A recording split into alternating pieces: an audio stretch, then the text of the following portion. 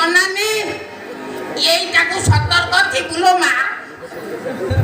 ଏଇଟା ଯେମିତି hysteria patient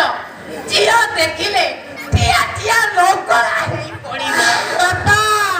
ଓଲୋ ତୁ କୋଉ ଗୋଟା ଯାକ ଭଲଟା କି ତୁ ପରା ପକା ହିଷ୍ଟ୍ରିଆଟା ସେଇଥିପାଇଁ ବୋଉ ପରା ଗଣେଶ କାଠ ଭରା ହାତରେ ପଳେଇଲା ତତେ ଜାଣିକି ତତେ ଲଜ୍ଜା ଲାଗୁନି ହଲେଇ ହଲେଇ ମୁଁ ବାହାର କରିଦେବି ତୁ ହଲଉଛୁ କଣ ଏଇଠି ଟିଙ୍ଗିରି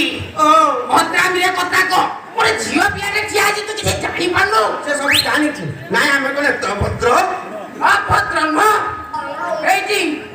ଟିଙ୍ଗିରି ଟିଙ୍ଗିରିରେ କଣ କରିବି ରେ ପୁଣି ତା ଭାଇ ସବୁ ଟଙ୍କା ନ ଦେବା ଯାଏ ଏ ଝିଅ ଏଇଠି ରହିବ କାହିଁକି ସେ ତତେ ବାହା ହେଲା ମେତେ ଶଳା କହିଲା ନା ତତେ ବାହା ହବ ନା ମତେ ବାହା ହବ ଆଉ କଣ ସେ ରହିବ ସେ କାହିଁକି ଆମରି ଘରେ ଭାବି ନବୁ ଇଏ ତ ଭଉଣୀ ଆଉ କଣ ମାଲ ହେଲା ଭଳିଆ ହେଇଛି ମୁଁ ତାକୁ ଭଉଣୀ ଭାବିବିନି ଆଉ କଣ ତାକୁ ନେଇ ଚୁପଚାପ ଭିତରକୁ ଯା ଏଇଠି ଟିଙ୍ଗିରି ୟା ଇଜ୍ଜତ ଉପରେ ଯେମିତି ଟିକେ ବି ଆଞ୍ଚ ନ ଆସେ ବାପା ନହେଲେ ଏ ଝିଅର ତତଲା ନିଶ୍ୱାସ ମୋରି ଉପରେ ପଡିବ ବାପା ତୁ ଆକୁ ବାହା ବେଦରୁ ଉଠେଇ ଆଣିଛୁ ଏଇଠି ତତେ ଧର୍ମ ସହିବଟି ଗୋବର ପୋକ ହେଇ ଜନ୍ମ ନବୁ ହେଲା କୁରୁମି ହେଇକି ଜନ୍ମ ନବୁ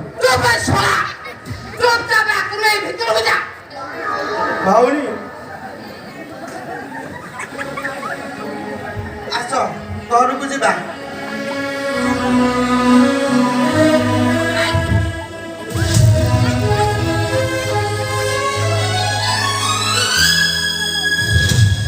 ଶୁଦ୍ଧ ବେପାରୀ ମୋର ପଞ୍ଚ ପ୍ରାଣ ହେଲେ ଅନ୍ୟର ଜୀବନ ସହ ଖେଳ ଖେଳିବା ନା ଜମା ନୁହେଁ ୟାର କିଛି ଗୋଟେ ବିହିତ ପ୍ରତିକାର ଦରକାର